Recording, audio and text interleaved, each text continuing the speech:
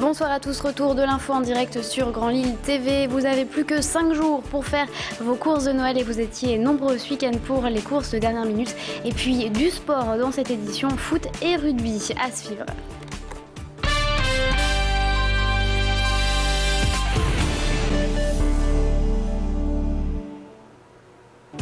Et pour commencer, à la une, 23 personnes vont être licenciées sur les 37 employés de la société Resto Folies à Croix. Depuis dimanche, 16 salariés bloquent le site de l'entreprise rue de la Gare. Ils demandent à ce que le montant de leur prime de licenciement soit triplé et ont indiqué vouloir continuer le blocage si la direction n'entend pas leur protestation. L'entreprise, je vous le rappelle, est spécialisée dans l'alimentation pour les distributeurs automatiques. Elle était en difficulté financière depuis plus de 6 mois. La direction qui a indiqué que ces licenciements étaient le seul moyen pour la sauver. Mais du côté des salariés, la colère monte. Écoutez ces propos recueillis par Pierre Beaufils. On s'est tous réunis et on a décidé de faire grève donc depuis hier, dimanche 18 décembre, pour avoir une prime, notre prime de licenciement multipliée par 3. Il y a beaucoup de collègues, c'est la colère.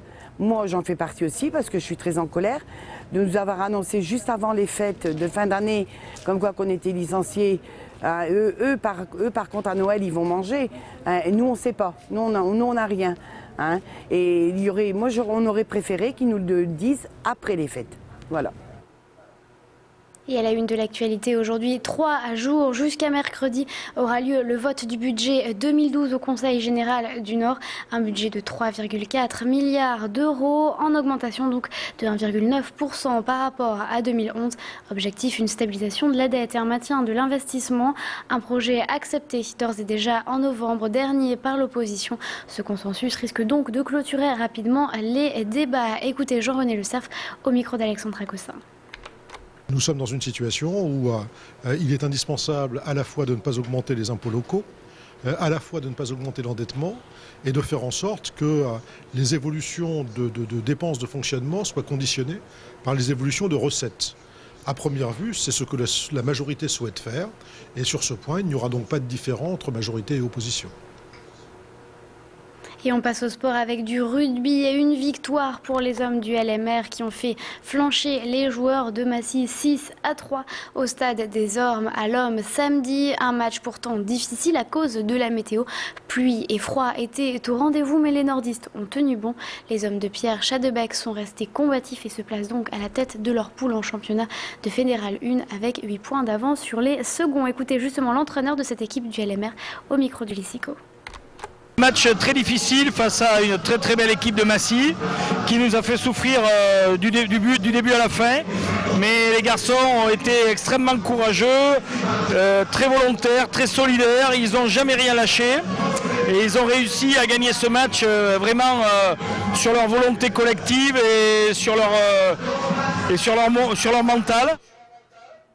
Et puis également au sommaire du sport, du foot, le LOSC n'aura pas battu le PSG, mais les Lillois ont encore une chance. Ils doivent gagner ce mercredi au stade Lille Métropole contre Nice pour espérer être les champions d'automne comme l'année dernière.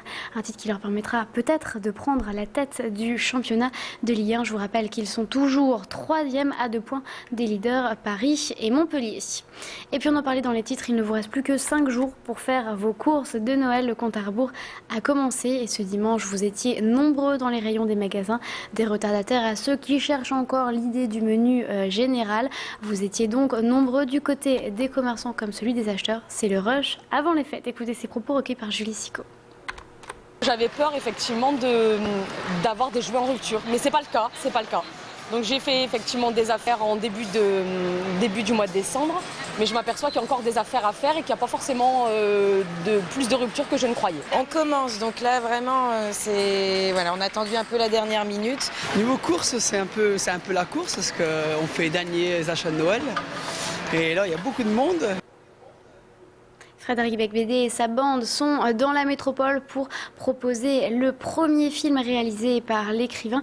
Tout l'amour dure 3 ans, inspiré de son best-seller. Premier long métrage donc pour Frédéric Becbédé qui met à l'affiche des comédiens qu'il connaît bien, Louise Bourgoin, Gaspard Proust, Joe Star ou encore Jonathan Lambert. L'équipe était donc réunie aujourd'hui au Tripostal et le sera également ce soir à 20h pour l'avant-première à l'UGC de Lille. Et pour vous donner envie, regardez cet extrait. 57 ans de mariage, 57 ans de vie à deux. Je suis Alice, la femme d'Antoine. Antoine? Antoine, votre cousin. Ah oui, Antoine. Vous êtes des amoureux? On a l'air si idiot que ça. Je suis venue te dire d'arrêter de m'envoyer tous les jours ton adresse et ton digicode par texto. Je rappelle que je suis mariée avec ton cousin quand même. Oui, mais tu sais, moi je suis pas très famille. En tout cas, l'important, c'est que tu ne le rappelles jamais. Allô Alice, c'est Marc. Il vous reste donc un peu moins d'une demi-heure pour vous rendre à l'UGC Lille et découvrir ce film en avant-première ainsi que les acteurs. Et pour terminer cette information sur votre trafic, attention si vous devez prendre la 22, la circulation est réduite dans le sens Lille-Gand au niveau de Neuville-en-Ferrain en raison de l'effondrement d'une partie du mur anti-bruit. À cause des conditions météo, ce mur s'est effondré et la voie de droite est totalement neutralisée. La circulation est donc réduite et les perturbations devraient durer plusieurs semaines. On y revient tout de suite dans l'infotrafic, mais tout de suite la météo.